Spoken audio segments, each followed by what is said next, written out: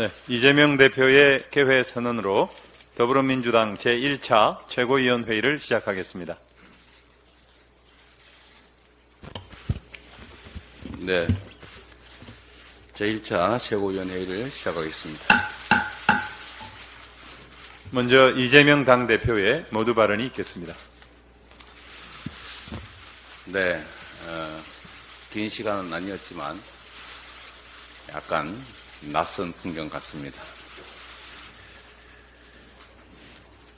참으로 어려운 시기에 당대표라는 막중한 임무를 다시 맡겨주신 당원 동지 여러분, 그리고 국민 여러분께 감사 인사 말씀 다시 한번 드립니다. 그동안 당을 안정적으로 이끌어주신 박찬대 대표 직무대행님, 그리고 전직 지도부 여러분, 그리고 당직자 여러분들 정말 수고 많으셨습니다. 오늘은 새로운 더불어민주당 지도부가 하는 첫 최고위원회입니다. 정치의 목적은 뭐니 해도 먹고 사는 문제, 먹사니즘입니다. 벼랑 끝에 내몰린 국민의 삶을 구하고 절망을 희망으로 바꿔야 합니다. 우리 민주당에 부여된 국민의 열망과 기대를 하나로 모아서 새로운 대한민국을 반드시 열어가겠습니다. 이제 실천으로 성과를 내야 할 때가 됐습니다. AI 시대를 대비할 기본 사회 비전, 또 에너지 대전환에 대응할 에너지 고속도로 같은 정책도 차근차근 현실로 만들어 가겠습니다. 우리 앞에 위기를 기회로 바꾸고 성장을 회복해서 더 많은 기회를 만드는데 앞장서도록 하겠습니다. 국민 삶의 보탬이 되는 정책이라면 모든 것을 열어두고 정부 여당과 협의해 나가도록 하겠습니다. 국민의 더 나은 삶을 위해 하루빨리 만나 협의하겠습니다. 조금 전에 들어오다 전에 들은 말로는 한동훈 대표께서 여야 대표 회담을 긍정적으로 생각하신다고 해서 지금 대표 비서실장에게 실무 협의를 지시해 놓은 상태이기도 합니다. 빠른 시간 내에 만나서 민생 문제 또 전국 현안에 대해서 허심탄회한 논의가 되기를 기대하겠습니다. 아낌없는 성원과 지지로 새로운 민주당과 함께해 주시기를 부탁드리면서 다시 한번 감사 인사드립니다. 고맙습니다. 다음으로 박찬대 원내대표의 발언이 있겠습니다.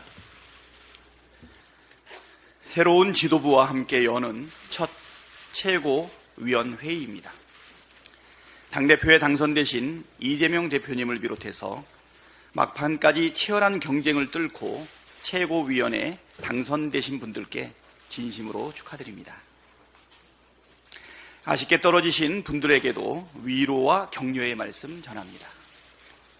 당대표 직무대행이라는 짐을 덜게 되면 홀가분할 줄 알았는데 민주당 새 지도부에 대한 국민의 기대를 잘 알기에 더 큰 책임감이 몰려옵니다. 지금 대한민국이 직면한 위기, 우리가 풀어야 할 과제가 태산 같습니다. 밖으로는 러시아 우크라이나 전쟁 장기화, 중동 전쟁 확전, 미중 대결의 심화 등으로 거대한 위기가 오고 있습니다. 안으로는 고물가, 고금리 장기화에 따른 내수경기 침체로 인한 민생 경제 위기까지 놓여 있습니다. 여기에 기후위기와 인구 소멸이라는 대전환의 위기까지 겹쳐 대한민국의 지속 가능성을 심각하게 위협하고 있습니다. 국민이 겪고 있는 어려움, 특히 먹고 사는 문제를 정치가 풀어줘야 하는데 지금 정치도 꽉 막혀 있습니다. 국회의 입법권을 무시하고 야당을 적으로 규정하고 이념을 내세워 국민을 편가르는 용산의 나쁜 정치, 불통의 정치가 정치를 실종시키고 국민께 고통을 가중시키고 있습니다. 민주당이 국민의 삶과 나라의 미래를 책임질 수권 정당답게 해결책을 제시하고 국민께 희망을 안겨드려야 할 시점입니다. 이재명 대표님과 새 지도부를 중심으로 당원들이 똘똘 뭉칠 때 우리 국민과 나라가 처한 위기를 지혜롭게 극복해 나갈 수 있을 것입니다. 민주당이 우리 국민에게 든든한 희망이 되도록 저도 최선을 다하겠습니다. 윤석열 대통령이 민생 법안에 대해 거부했습니다. 21번째 거부권입니다. 한마디로 민생 포기 정권이자 민생 거부 정권입니다.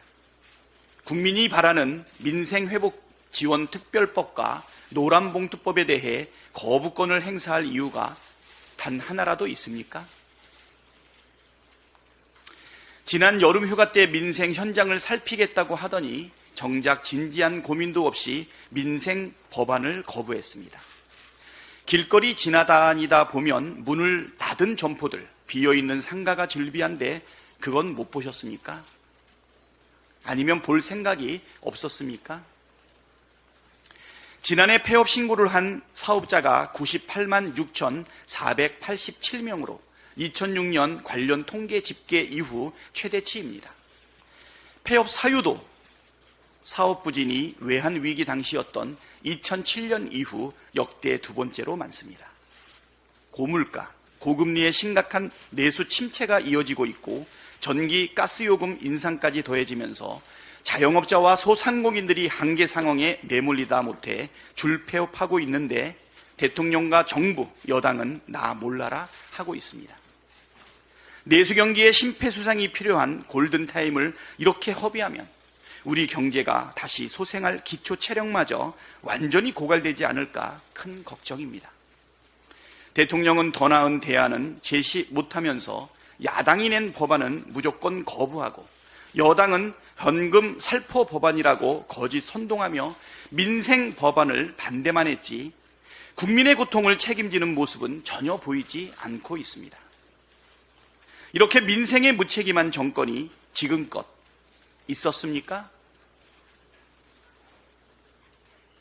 국민의 삶을 책임질 의지도 실력도 없고 오직 권력 유지만이 목표라면 그것만큼 국민과 나라에 불행한 일이 또 어디 있겠습니까?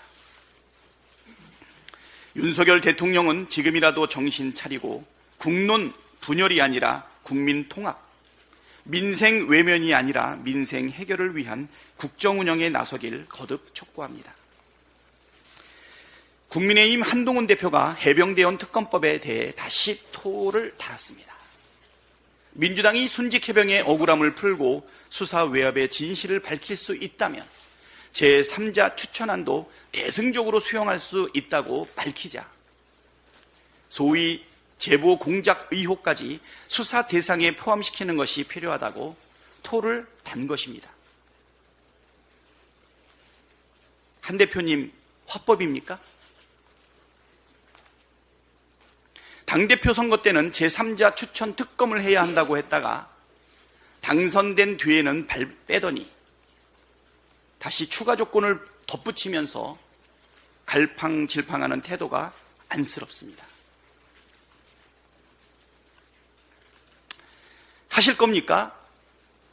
안 하실 겁니까? 공식적으로 필요한 절차를 진행하겠다고 밝힌 점은 환영합니다만 한동훈 대표가 말하는 특검안의 실체에 대해 궁금해 하시는 국민이 많습니다. 말은 무성한데 발의는 하지 않고 말할 때마다 내용이 계속 바뀌니 하겠다는 건지 말겠다는 건지 이러자는 건지 저러자는 건지 모르겠다는 것입니다. 이번에도 특검안에 대해 갈팡질팡한다면 국민께서는 앞으로 한동훈 대표가 콩으로 메주를 쓴다 해도 믿지 않게 될 것입니다. 다시 한번 말씀드리지만 저희가 시원하게 제안하지 않았습니까? 조건 달지 말고 토 달지 말고 특검법 발의하시기를 요청합니다. 26일까지는 한동훈표 특검안의 실체를 확인할 수 있게 되기를 기대합니다. 다음으로 김민석 최고위원의 발언이 있겠습니다. 집단지성의 역동적 드라마를 써주신 당원과 성원해주신 국민 여러분께 감사드립니다. 이재명 대표를 중심으로 단결하라, 폭정과 친일 회기를 제압하고 집권을 준비하라는 당심과 민의로 새기고 무겁게 받들겠습니다. 당원 집단 지성은 민주당의 가장 큰 힘입니다. 당원 주권과 교육 훈련의 대대적 강화로 당원 집단 지성의 지혜는 더 강하고 깊어질 것입니다. 전당대회 기간 중 자임하고 약속드린 대로 집권과 성공적 국정 운영을 위한 당의 준비를 위해 전속력으로 뛰겠습니다. 이재명 대표가 이끄는 민주당이 올림픽 양궁팀처럼 실력 있는 모든 국회의원과 지역위원장, 당내 성원들이 총력으로 함께 뛰는 실력주의 동심원 체제, 올라운드 팀플레이 체제로 크고 넓고 강해지도록, 그리고 최고회의도 팀플레이의 모범이 되도록 최선을 다하겠습니다. 민생과 정치 현안 타결을 위해 이재명 대표께서 제안한 영수회담과 대표회담에 국민의힘 한동훈 대표와 신임 지도부가 진심으로 임해서 성과를 내고 국민의 기대에 답하시기를 희망합니다. 다음으로 전현희 최고위원의 발언이 있겠습니다. 한 달간의 민주당 전국 당원대 대장정이 마무리되었습니다. 무더운 날씨에도 함께해 주신 당원 여러분들 그리고 국민 여러분께 진심으로 감사드립니다. 이재명 당대표님 그리고 함께 당선되신 우리 최고위원님들 모두 진심으로 축하드립니다. 저는 18대 국회 입성 이후에 이번에 처음으로 당내 선거에 도전했습니다. 그 이유는 국민권익위원장 때 무도하고 불의한 윤석열 정권의 탄압을 직접 당하고 싸워 이기면서 그 과정에서 제가 목격한 윤석열 정부의 민낯을 보았기 때문입니다. 제가 민주당과 대한민국을 위해서 해야 할 일이 분명히 있구나라고 생각을 했습니다. 앞으로 최고위원으로서 제가 해야 할 일을 분명히 제대로 하겠습니다. 당원과 국민들께서 저를 지켜주셨습니다. 이제는 제가 우리 민주당과 대한민국을 지키겠습니다. 제주에서 서울까지 전국 방방곡곡을 다니면서 만난 당원들의 뜻은 분명했습니다. 이재명 1기 지도부의 노력과 성과를 개성해서 당원이 진짜로 주인이 되는 그런 민주당을 만들어 달라. 윤석열 검찰 독재 정권과 더 가열차게 싸우고 이재명 대표 중심의 사기 민주정부 시대를 열어달라. 윤석열 정권과 더 지독하게 싸우겠습니다. 법사위에서 윤석열 김건희 정권의 헌법과 법률 위반 사항을 명백히 밝혀내고 최고위에서 그 진상을 국민들에게 보고하겠습니다. 억울하게 숨진 최혜병 사건, 김건희 윤석열 대통령 부부의 청탁금지법 위반을 수사라고 하다가 수뇌부에 의해서 차절된 강직한 건익위 김 국장의 억울한 죽음, 반드시 진상을 밝히고 그 책임을 묻겠습니다. 고인의 명예를 지켜드리겠습니다. 저는 민주당 험지 강남에서도 승리했고 한강벨트의 중심 중성동갑을 지켜냈습니다. 최고위원으로서 앞으로 다가오는 지방선거의 민주당 승리를 견인하겠습니다. 무엇보다 이재명 민주당 정부 출범을 위해서 최선을 다해서 온몸을 던져 싸우겠습니다. 감사합니다. 네, 다음으로 한준호 최고위원의 발언이 있겠습니다. 네, 어제 더불어민주당은 제1차 정기 전국 당원대회를 치르고 더불어민주당의 새 지도부를 구성했습니다. 250만 당원이 함께 즐기는 축제였고 75%의 대의원 그리고 42%의 권리당원이 투표에 참여한 민주주의의 장이었습니다. 그 현장에서 당원들께서 제게 최고위원의 임무를 맡겨주셨습니다. 앞으로 이 임기 동안 오직 당원들의 그 뜻을 따라서 제 일을 제대로 하겠다는 말씀 먼저 드립니다. 기억은 공동체를 성립시키고 공동체는 기억을 성립시킨다라는 견해가 있습니다. 그래서 언론과 역사가 중요한 것입니다. 언론은 시대를 기록하고 또 역사는 그 시대를 재구성하고 평가하는 기억의 작업이기 때문입니다. 윤석열 정권이 언론과 역사에 특히 손을 대는 것이 매우 위험한 이유가 바로 여기 있습니다. 언론을 장악하고 역사 보훈기관의 요직에 문제적 인사를 앉히는 것은 국민의 기억을 왜곡하고 은폐하는 행위입니다. 같은 시대를 살고 또 함께 기억하는 공동체, 즉 국민을 갈기갈기 분열시켜서 정치적 이득을 얻겠다는 목표가 아니고서야 어떻게 해석이 되겠습니까? 광복절 전후에 벌어진 일만 해도 그렇습니다. 윤석열 정권은 온 나라가 한뜻으로 기념하는 광복절마저 두 쪽을 냈고 또 언론이 한 몫을 더했습니다.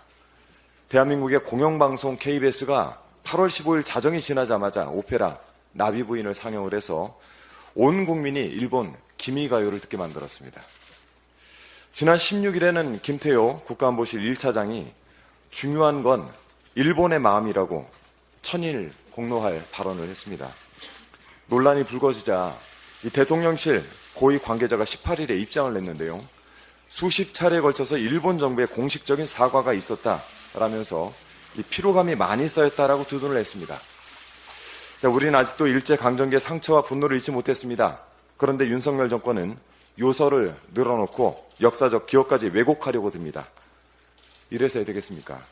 그래서 언론개혁은 지금 이 순간 가장 시급하고 중요한 개혁 과제입니다. 우리 기억과 생각에 권력이 더 이상 손대지 못하도록 언론개혁을 시작해야 합니다. 이번 전당대회를 거치면서 당원들과 국민께서는 민주당 새 지도부의 언론개혁을 명하셨습니다.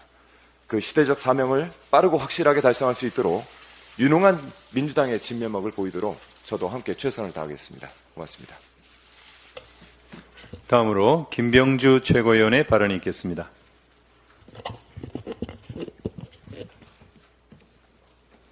네, 안녕하십니까. 김병주입니다. 먼저 저를 믿고 지지해 주신 모든 당원 여러분께 깊은 감사의 말씀을 드립니다. 이번 지도부 선출은 우리 민주당의 새로운 도약을 위한 중요한 전환점이 될 것입니다. 막중한 책임을 무겁게 받아들이며 국민과 당원의 기대에 부응하기 위해 최선을 다하겠습니다. 한반도 상황이 매우 불안정합니다. 윤석열 정부의 잦은 외교 안보라인 교체가 국제 정세의 불확실성에 제대로 대처할 수 있을지 우려됩니다. 특히 김용현 국방부 장관 후보자에 대해서는 지명 철회를 강력히 요구합니다. 첫째, 김용현 후보자는 국민의 입을 틀어막아 민주주의를 훼손했습니다. 둘째, 대통령실 졸속 기전으로 국민의 혈세를 낭비했고 안보 위기를 초래했습니다. 셋째, 최혜병 외압 의혹의 핵심 관련자입니다. 수사사항에 따라 언제든 피의자로 전환될 수가 있습니다. 이런 사람이 국방부 장관을 맡으면 군령이 제대로 설지 의문입니다. 특히 이러다 탄핵 정국에 접어들면 박근혜 전 대통령처럼 무너지지 않고 군을 동원해 계엄령을 선포하는 건 아닌지 많은 국민들이 걱정하고 계십니다. 외교 안보와 관련한 또 다른 논란도 확산하고 있습니다. 중요한 건 일본의 마음이 이른바 중일마 발언이 파문을 일으키고 있습니다. 윤석열 대통령의 최측근이자 대통령실의 외교 1인자로 통하는 김태효 국가안보실 1차장이 한일 과거사 문제와 관련해 한 말입니다. 일본의 마음은 중요하고 우리 국민의 마음은 중요하지 않은 겁니까? 이는 친일 정권임을 선언하는 것으로 보입니다. 친일을 넘어 숭이라는 윤석열 정권, 이 정도면 대한민국 국민임을 포기하는 건 아는지 묻고 싶습니다. 김태호 차장은 지난해 3월에도 우리 외교부가 직기한 일본의 공식 사과가 20차례가 넘는다는 발언으로 집중포화를 맞은 바 있습니다. 일본의 피로도까지 걱정하더니 마음까지 배려하는 정부, 일본의 충성스러운 신하가 아닌지 의심스럽습니다. 김태호 차장은 당장 국민께 사죄하십시오. 이상입니다. 네, 마지막으로 이현주 최고위원의 발언이 있겠습니다. 네, 이현주입니다. 당선시켜주시고 또 이렇게 지지해주신 국민들과 당원들께 감사드립니다. 기대에 어긋나지 않게 역할 잘 하겠습니다. 제가 그 선거를 하면서 동진 정책과 민생, 경제 이런 얘기를 많이 했었는데, 앞으로도 영남과 그 수도권의 중산층을 대상으로 하는 우리의 동진 정책에 대해서 신경을 많이 쓰겠습니다. 그리고 민생과 경제에 대해서도 관심을 많이 기울이겠습니다. 최혜병 특검과 관련해서 박찬대 원내대표께서 말씀하셨습니다만, 한동훈 대표는 자꾸 말만 하지 말고 변죽만 올리지 말고 법안을 발의부터 하시기 바랍니다. 국민의힘 의원 10명을 모으는 게 대표가 되기 전에는 어려워서 그런가 보다 했는데, 대표가 되고 나서도 10명을 모으는 게 그렇게 어렵습니까? 네, 아직도 못 모으신 모양입니다. 뭐가 두렵습니까? 빨리 법안을 내시기 바랍니다. 저는 정치인으로서 어떤 주장을 하시기 전에 이미 우리 당의 법안이 나와 있습니다. 그러면 협상을 하시려면 변죽만 올리지 말고 법안을 내서 협상 테이블에 올리시기 바랍니다. 그리고 한 가지 더 덧붙여 말씀드리면, 대법원장 특검은 제3자 특검이 아닙니다. 왜냐하면 대법원장은 이 사건은 대통령이 피의자가 될 수도 있는 사건이기 때문에 대법원장은 대통령이 임명한 사람이고 결국은 셀프 특검이 될 수가 있습니다. 더군다나 특검이 이제 수사 결과가 기소가 되면 마지막에 심판을 하는 것이 대법원이 되는데, 그 대법원장이 심판자가 어떻게 특검을 추천을 하겠습니까? 그래서 그것은 아예 생각도 하지 마라, 이렇게 말씀을 드리겠습니다.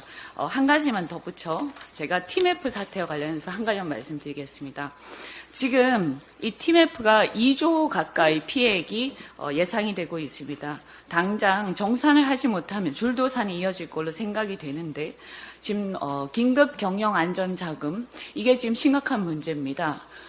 지금 금리가 합해가지고 3.5%에서 대출금리가 4% 넘게 되고 있고, 보증료까지 합산하면 6% 가까이 됩니다. 저는 국가가요, 금융당국하고 여러 정부 당국 그리고 지자체가 이 사태에 대해서 공동 책임이 있다고 생각을 합니다. 그럼에도 불구하고 도대체 이 사안을 가지고 우리 중소상공인들 그리고 기업들에 대해서, 이 피해자들에 대해서 정부가 이자놀이를 하는 것인지 묻고 싶습니다. 당장 금리를 낮추고 정부의 책임을 여기에서 반영을 해서 무이자나 무이자에 가까운 상황으로 바꿔야 한다고 강력하게 주장하겠습니다. 네, 이상으로 발언을 마치고 당대표께서 회의를 정회하시겠습니다. 네, 첫 회의라서 간단하게 거치게 됐는데, 대통령은 또 대한민국 공직자는 대한민국 국민들이 뽑은 국민의 대리인들입니다. 대통령실에서 배려해야 될 것은 대일본 제국 천황이 아니라 대한민국 국민의 마음입니다. 일본 국민의 마음을 살필 게 아니라 우리 국민의 마음을 살피시길 바라고, 그게 잘못됐다고 생각하면 당연히 즉각적인 엄중한 조치가 필요할 것 같습니다. 회의를 잠시 정회하겠습니다.